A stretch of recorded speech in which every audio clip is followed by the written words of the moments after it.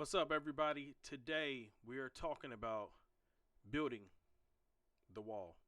Let's get it. Hello, bros. It's time for that hero stuff, Oh, how are you doing on the day of today? This is James Hall, and welcome to Restoring Heroes. Real biblical manhood in a counterfeit world. Hero stuff, bro. Dot com. Even though herostuffbro.com is under some construction, you can still get on the site and check some things out. But I'm trying to revamp everything, so fairly in a little bit, like I say, in the next month or so, it'll look a little bit different. But that's it. Let's get to it. I got a whole lot to say in a little bit of time, so I need you to keep your ears peeled and your eyes open. I think that's how that saying goes. I believe that you can. Let's get into it. So I've been reading Nehemiah, right? I've been reading Nehemiah for the past weeks or so, in a week or so, and I've been reading it and reading it, and a couple of things that stood out to me about Nehemiah, and I wrote down notes so I can keep up, So, it's four things that stood out to me. So, when Nehemiah heard that the walls of Jerusalem, or the temple and the temple walls of Jerusalem were teared down or tore down, he was genuinely heartbroken. And you can see some of his prayer that he prayed to the Lord. So his heart was broken, and he prayed. And you can see some of his prayer in Nehemiah 4 and 11. Nehemiah 4 and 11. And I'm going to just read some parts of it. It says, and I said, O Lord God of heaven, great and awesome God, who keeps covenant and steadfast love with those who love him and keeps his commandments. Let your ear be attentive and your eyes open to hear the prayer of your servant. And this is what he's saying.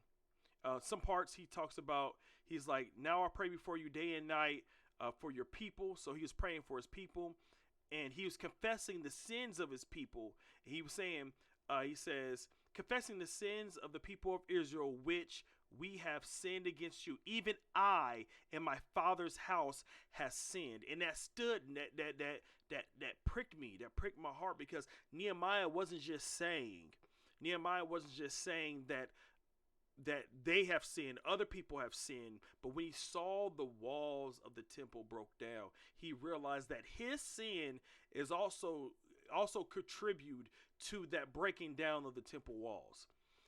Also contributed to that, and you can read the rest of it, Nehemiah chapter 1, 4 through 11.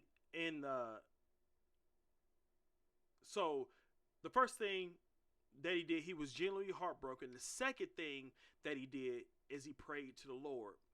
So Nehemiah was heartbroken, immediately felt horrible, and then he took the responsibility on himself to pray to God, to align himself back up with God about what to do next. What is the next course of action? To plead with the Lord to give him a plan about what to do next. Thirdly, he took action. After Nehemiah prayed to God, he was able to present his case to the king. You can see this in Nehemiah chapter 2, verses 4 through 5. And it says, then the king said to me, what are you requesting? So I prayed to the God of heaven, and I said to the king, if it please the king, and if your servant has found favor in your sight, that you send him to Judah, to the city of my father's graves, so that I may rebuild it. So Nehemiah, when he heard the news, he didn't just sit down and chill out, right? He didn't just sit down and chill out, but he heard the news. He was genuinely heartbroken. Then he prayed to God that so he can align him. He confessed his sins to the Lord. He confessed what the people has fell short of, and he also confessed what he fell short of, and he asked God to forgive him and give him mercy and grace and keep us in all that stuff, right? Then he took action. See, after he got permission from his boss, to go. He asked, can he go rebuild? He took action, asked if he can go rebuild the wall, put up the walls, right? And this is Nehemiah chapter 2, verses 4 through 5. The fourth thing he did was command everyone. When he started building up the walls, you can read it. It was a whole lot of things that went down, but in the first couple of chapters, when he started building up the walls, he commanded people to take care of the areas that was in front of their houses, right? So the fourth thing he did was everyone took the section of the wall that was right in front of them.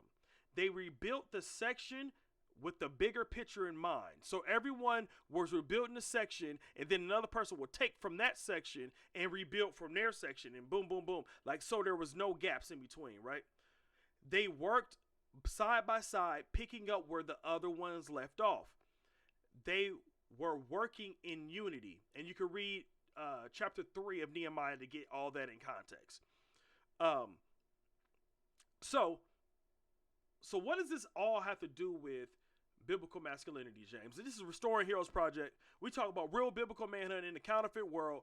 What are you talking about when you're talking about Nehemiah and building a wall? Look, I know that this is not a one-for-one comparison, right? I know it's not a one-for-one comparison to Nehemiah's story, but however, when I saw the walls of masculinity crumbled and in ruins, I was heartbroken.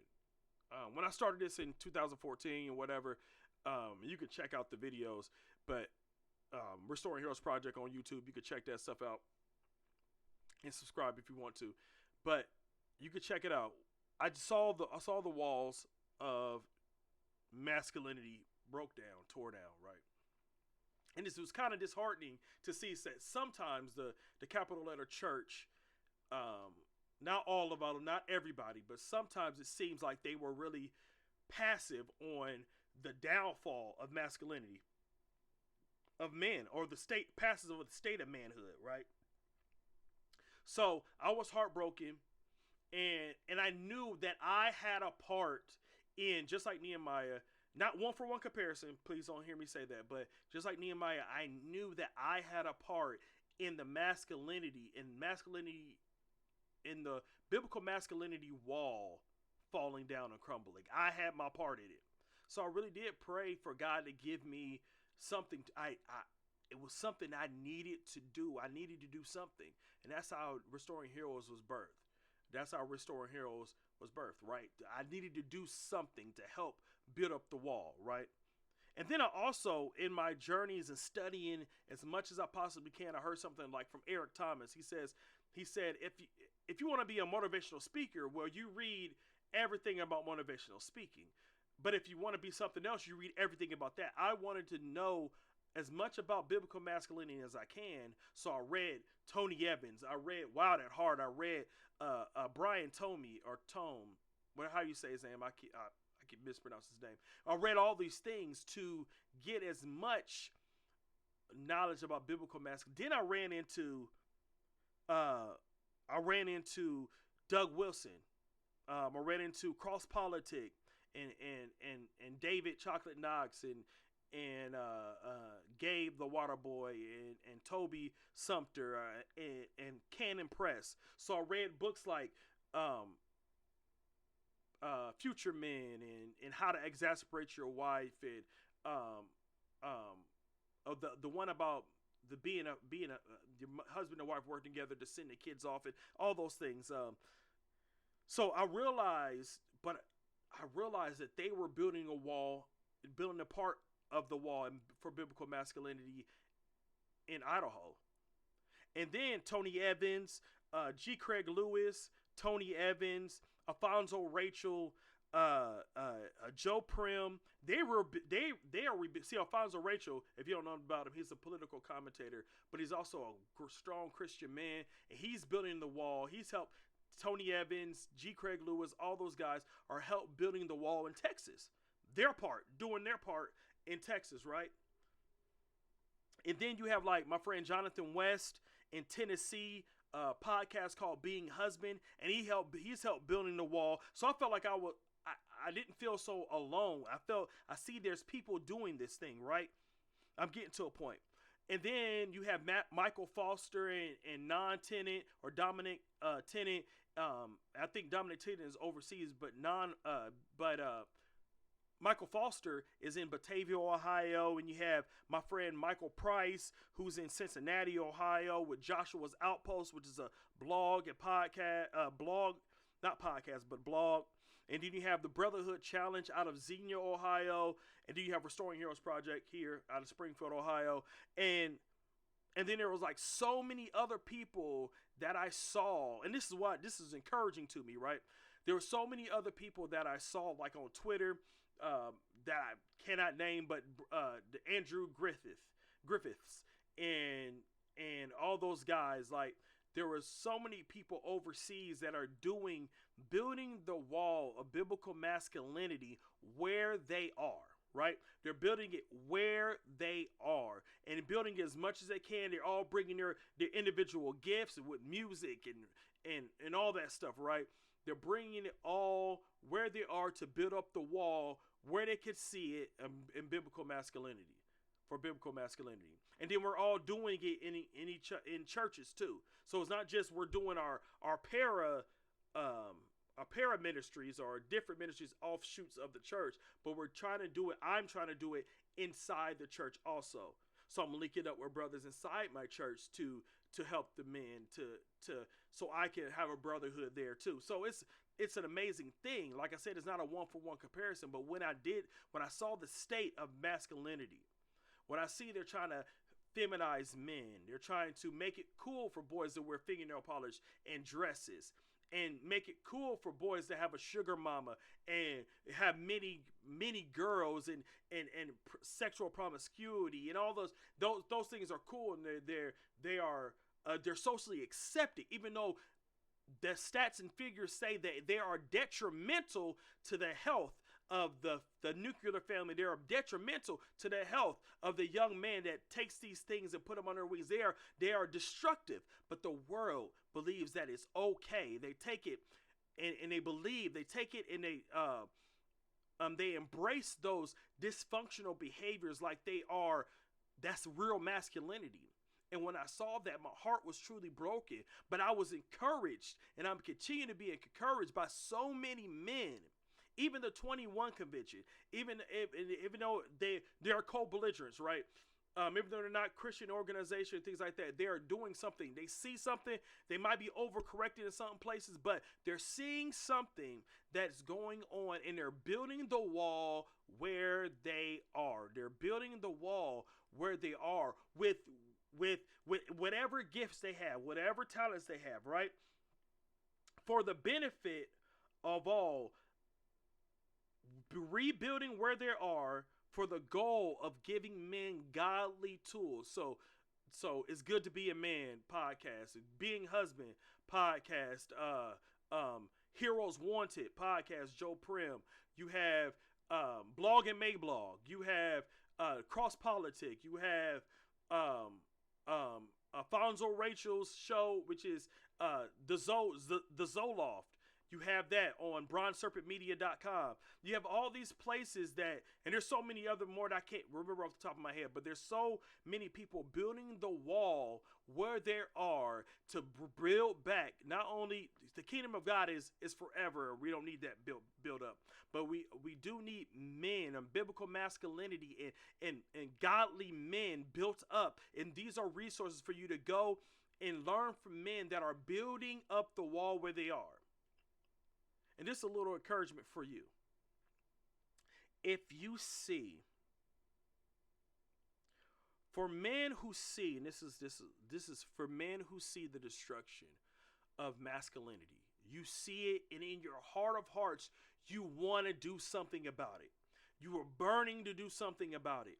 You are burning. You got passion. You got something inside of you that it hurts, genuinely hurts to see the state of masculinity being broken down in such a way where that women can pretend to be men and it's okay, right? Or men can pretend to be women and it's okay. You see the state of the world as it is, and you're a Christian man, and you see it and you want to do something about it, I want to let you know we need you. We need you. We need your art. We need your music, rap, rock, classical, piano. We need your music. We need your artwork, portraits, pictures. We need you all. We need all that. Artwork, blogs, podcasts, books, comic books, anything, lighting, production value. We need all that to help build up the wall where you are. Wherever you are, we need you. We need you. There's and more than that, there's room next to me. If you need a spot, there's room next to me. There's room next to me. And you can be right next to me. We can build this wall together. We can build this wall together. And this is the stuff that, this is what stood out to me in the first couple of chapters of Nehemiah, is the everybody working together to build the wall,